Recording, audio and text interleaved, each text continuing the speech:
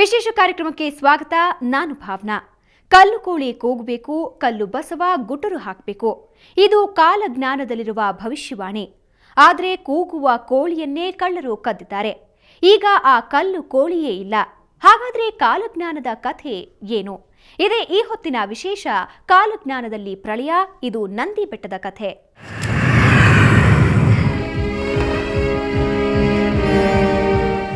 ನಂದಿ ಬೆಟ್ಟದಲ್ಲಿ ನಂದಿ ವಿಗ್ರಹ ಇರುವುದು ಎಲ್ಲರಿಗೂ ಗೊತ್ತಿರೋ ವಿಚಾರ.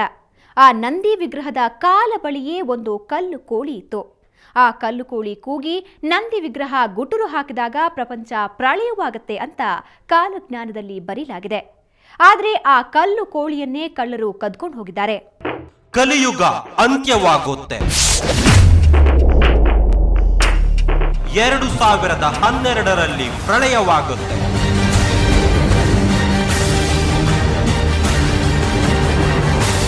ಹುಷಾರು, ಭೂಮಿಯ ಕೊನೆಗಾಲ ಸಮೀಪಿಸಿದೆ. ಹೀಗೆ ಹೇಳುವವರು, ಭಯ ಹುಟ್ಟಿಸುತ್ತಿರುವವರು ಒಬ್ಬಿಬ್ಬರಲ್ಲ. ಕೇಳುವವರು ಕೇಳುತ್ತಾರೆ, ನಂಬುವವರು ನಂಬುತ್ತಾರೆ. ಆದರೆ ಪ್ರಳಯದ ಒಂದು ಭಯಂಕರ ಗುಟ್ಟನ್ನ ತನ್ನೊಳಗೆ ಅಡಗಿಸಿಕೊಂಡು ಕುಳಿತಿರುವುದು ನಂದಿ ಬೆಟ್ಟ.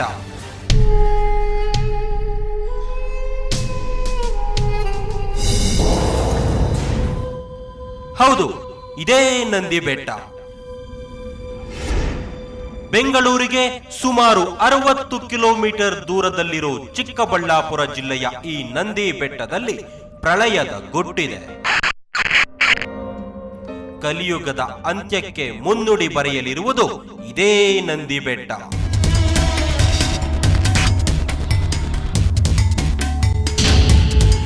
ಈ ನಂದಿ ಬೆಟ್ಟದಲ್ಲಿರುವ ಕಲ್ಲು ಕೋಳಿ ಕೂಗಿದಾಗ, ಕಲ್ಲು ಬಸವ ಗುಟುರು ಹಾಕಿದಾಗ ಜಗತ್ ಪ್ರಳಯ ಆಗಲಿದೆ. ಈ ಮಾತನ್ನ ಹೇಳ್ತಾ ಇರೋದು ನಾವಲ್ಲ. ಈ ಭವಿಷ್ಯ ಹೇಳಿರೋದು ನಮ್ಮ ಪುರಾಣದ ಋಷಿ ಮುನಿಗಳು. ಅವರು ಬರೆದಿಟ್ಟಿರೋ ಕಾಲಜ್ಞಾನ ಗ್ರಂಥ. ಈ ಭವಿಷ್ಯ ನುಡಿದಿರುವ ಮಹರ್ಷಿ ಶ್ರೀ ವೀರೇಂದ್ರ ಬ್ರಹ್ಮ ಸ್ವಾಮೀಜಿ.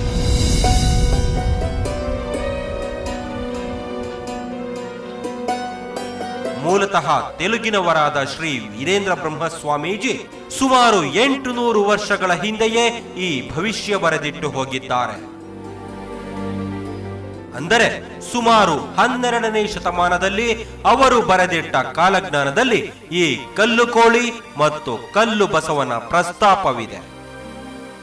ಆ ಕಲ್ಲಿನ ಕೋಳಿ ಕೂಗಿ ಬಸವ ಎದ್ದು ಗುಟ್ರಕೆ ಹಾಕುತ್ತೆ ಅಂತೇಳಿ, ಗುಟ್ರಕೆ ಆಗ್ಬೇಕು ಅಂತೇಳಿ, ಪ್ರಪಂಚ ಪ್ರಳಯ ಆಗ್ಬೇಕು ಅಂತೇಳಿ ವೀರಬ್ರಹ್ಮಯ್ಯನವರು ಕಾಲಜ್ಞಾನದಲ್ಲಿ ಬರೆದಿದ್ದಾರೆ. ಇದನ್ನ ನಂಬುವುದು ಬಿಡುವುದು ನಿಮ್ಮ ನಂಬಿಕೆಗೆ ಬಿಟ್ಟ ವಿಚಾರ. ಆದರೆ ವಿಚಿತ್ರವೇನು ಗೊತ್ತಾ? ಆ ಕಲ್ಲು ಕೋಳಿಯನ್ನೇ ಕಳ್ಳರು ಕದ್ದಿದ್ದಾರೆ.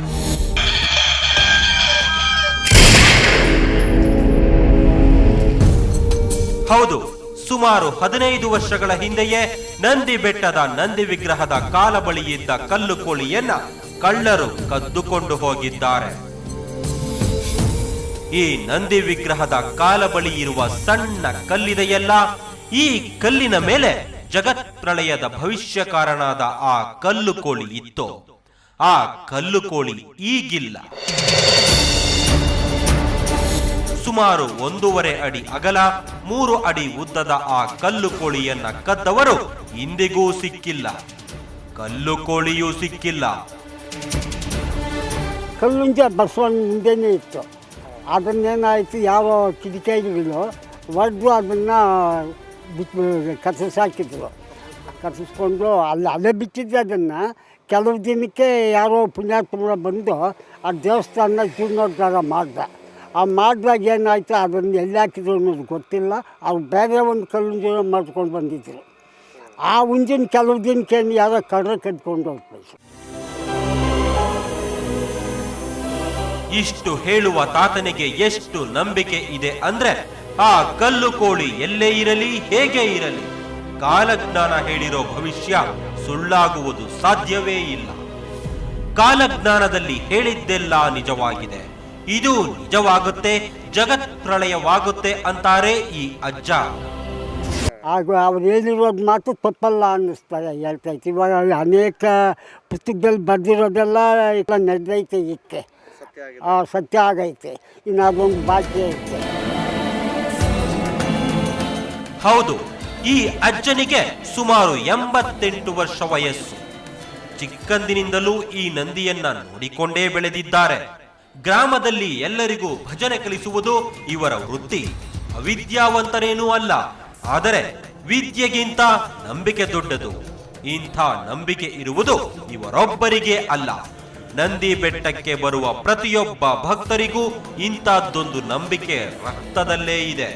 ಅದು ಎಲ್ಲಿದ್ರೂ ಆ ಕಾಲಕ್ಕೆ ಕೂಗೇ ಕೂಗಬೇಕು. ಪ್ರಪಂಚದಲ್ಲಿ ಪ್ರಳಯ ಆಗಬೇಕು ಅಂತ ಬರೆದಿಟ್ಟಿದ್ದಾರೆ. ಈ ಪಾಪಗಳೆಲ್ಲ ಜಾಸ್ತಿ ಆದಾಗ ಅದೆಲ್ಲಿದ್ರೂ ಕೂಗೇ ಕೂಗುತ್ತೆ, ಪ್ರಪಂಚ ಪ್ರಳಯ ಆಗೇ ಆಗುತ್ತೆ. ಪುಡಿ ಮಾಡಿದ್ರು ಅದು ಕೂಗೇ ಕೂಗುತ್ತೆ. ಕಾಕಿ ಬುಗ್ದಿದ ರಕ್ತ ಕುಡಿಬೇಕು, ಕಲ್ಬಾಸ್ ಹೊಂಟವ ಅಂತ ದೊಡ್ಡ ತಾತ್ ಹೇಳ್ದಂಗೆ ನಡೀತಾ ಇತ್ತು. ಪ್ರಳಯ ಆಗೋ ಟೈಮ್ಗೆ ಇಲ್ಲ ಉಟ್ಕೊಂತ ಸರ್, ಉಟ್ಕೊಂಡು ಪ್ರಳಯ ಆಗಂತೂ ಇದಾಗುತ್ತೆ ಸರ್. ಇದೆಲ್ಲ ಭಕ್ತರ ನಂಬಿಕೆ. ಆ ನಂಬಿಕೆ ಇಷ್ಟು ಗಟ್ಟಿಯಾಗಿರೋದಿಕ್ಕೆ ಕಾರಣಗಳೂ ಇವೆ. ಯಾಕೆಂದರೆ ಕಾಲಜ್ಞಾನದಲ್ಲಿ ಬರೆದಿರುವುದು ಸುಳ್ಳಾಗಿಲ್ಲ. ಅದಕ್ಕೆ ಈ ಊರಿನ ಒಬ್ಬೊಬ್ಬರು ಒಂದೊಂದು ಕತೆ ಹೇಳ್ತಾರೆ. ಅವರ ಬದುಕಿನ ಹೆಜ್ಜೆ ಹೆಜ್ಜೆಗಳಲ್ಲೂ ಕಾಲಜ್ಞಾನದ ಸ್ಪರ್ಶವಿದೆ. ತೆಲುಗು ಭಾಷೆಯಲ್ಲಿರೋ ಕಾಲಜ್ಞಾನ ನಂದಿ ಗ್ರಾಮದ ಸುತ್ತಮುತ್ತಲ ಪ್ರತಿ ಹಳ್ಳಿಗರಿಗೂ ಗೊತ್ತಿದೆ. ಅವರ ಕಥೆ ಕೇಳುತ್ತಿದ್ದರೆ ರೋಮಾಂಚನವಾಗುತ್ತೆ. 800 ವರ್ಷಗಳ ಹಿಂದೆ ಇಂದು ನಡೆಯುತ್ತಿರುವುದನ್ನೆಲ್ಲ ಲೆಕ್ಕ ಹಾಕಿ ಭವಿಷ್ಯ ನುಡಿದ ಆ ಋಷಿ ವೀರಬ್ರಹ್ಮೇಂದ್ರ ಸ್ವಾಮಿ. ಯಾವುದೋ ಗುಹೆಯಲ್ಲಿ ಕುಳಿತು ಅವರು ತಾಳೆಗರಿಯಲ್ಲಿ ಬರೆದಿರುವ ಗ್ರಂಥ ಈಗಲೂ ಇದೆ. ಆ ಗ್ರಂಥವೇ ಜಗತ್ ಪ್ರಳಯದ ಭವಿಷ್ಯವಾಣಿ. ಹಾಗಾದ್ರೆ ಪ್ರಳಯ ಹೇಗಾಗುತ್ತೆ? ಪ್ರಳಯದ ಕ್ಷಣಗಳು ಹೇಗಿರುತ್ತವೆ? ಅದೆಲ್ಲವನ್ನ ಕಾಲಜ್ಞಾನದಲ್ಲಿ ಯಾವ ರೀತಿ ಹೇಳಲಾಗಿದೆ ಅನ್ನೋದನ್ನ ಹೇಳ್ತೀವಿ. ಈಗ ಒಂದು ವಿರಾಮ.